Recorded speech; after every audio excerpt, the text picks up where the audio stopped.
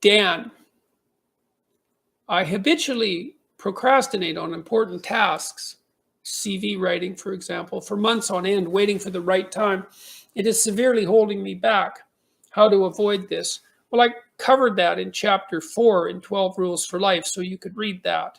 That would help. It's called Compare Yourself to Who You Were Yesterday instead of who someone else is today. Look, if you're procrastinating on your CV writing, then you're biting off more than you can chew. And I would say to some degree, it's a reflection, and I don't mean this in a pejorative way, it's a reflection of a lack of humility. You think you're capable of taking on larger tasks than you actually are. And the proof of that is in what you said. You take on these large tasks and then you don't complete them. So obviously, you're not capable of taking on the large tasks and completing them. So with regards to CV writing, you have to sit down and negotiate with yourself. You have to ask yourself, like, seriously, okay, I need to do something about this CV. I need to at least start it, because obviously you're not going to finish it unless you start it. And then you have to ask yourself, like you're asking someone that you don't know and that you can't negotiate with very well, what you might be willing to do. Like, so if you come to see a behavior therapist and the problem was, well, I can't get started on my CV. The therapist might say, well, why don't you just bring your CV next week and we'll take a look at it. Just bring it in rough form. All you have to do is download it on a disk or email it. And then the person may or may not do that. And if they don't do it, well, then you have to find out. Then you may have to say, okay, well, I noticed you didn't email your CV to me this week. So how about this? How about we make an appointment by phone tomorrow at 10:30, and I'll phone you or you phone me, and you'll be on your computer and you'll go through your files with me, and then you'll email me the CV. Do you think you can do that? And then usually people will manage that, but maybe they come back the next week and they haven't even done that. And so then you say, well, look, why don't you bring your computer or your disk and we'll go through it together and find your CV and bring it up on screen and just take a look at it. Because actually a CV is quite a daunting thing to work on because it's your whole past and your whole future. And so it's a pretty big dragon. The trick is to find a piece of the solution that you would be willing to engage in, that you would actually do. And so, I might also recommend to one of my clients that all they do is go onto their computer and find out which folder their CV is in and open it. Just open the file, open the folder. And then that'd be one day's work, is just go open the folder. And then maybe the next day is, well, drag the file onto your desktop so it's there. And then maybe the next day's job would be, just open it. Just open it and just like glance at the first page and then close it.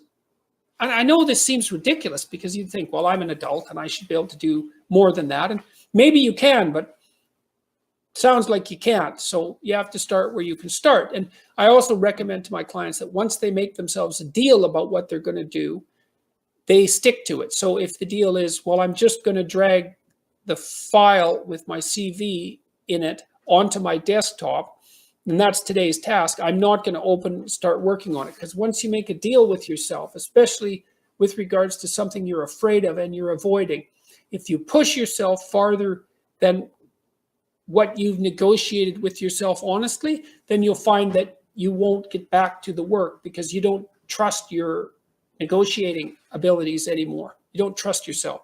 So if the deal is you drag the file onto the desktop and that's today's job, and that's a lot better because it's more than you've done for 2 months, then you give yourself a pat in the back and you say, look, good enough, man. Like, it's no big act of heroism that I can go out and shout about in the street, but I'm farther ahead than I was. And then, then maybe the next day's task is, read it. Just read it. Just familiarize yourself with it again. Close it. Good enough. Then you can think that night, well, where are the holes? What needs to be updated? Then the next thing might be to say, well, here's a list of 20 things that might need to be done with this CV. And they don't all have to be that accurate, but you might have some sense of what needs to be updated, where the holes are, and where it ends, and what you'd have to do to get the information necessary to update it. And that's a good time to talk to someone else about it too. And then you can rank order those 20 things in terms of the probability that you'll do them the same way. Break them down into small subtasks. And maybe you can only work on it for 10 minutes a day because it stresses you out so badly. God only knows what's hiding behind your fear of your CV. You might be embarrassed about your past accomplishments. You might be unwilling to do the work because your CV hasn't been updated for a long period of time. There might be holes in your CV that you don't know how to account for. Reading your CV might make you realize that you're in the wrong job. It might bring up the specter of having to look for new employment.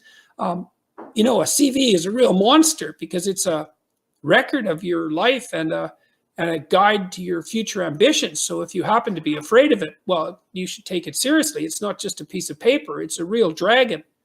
And so then you face it to the degree that you can face it, and you break it down to steps. You break down the steps that are necessary until they're so small that even someone as avoidant as you is likely to make progress.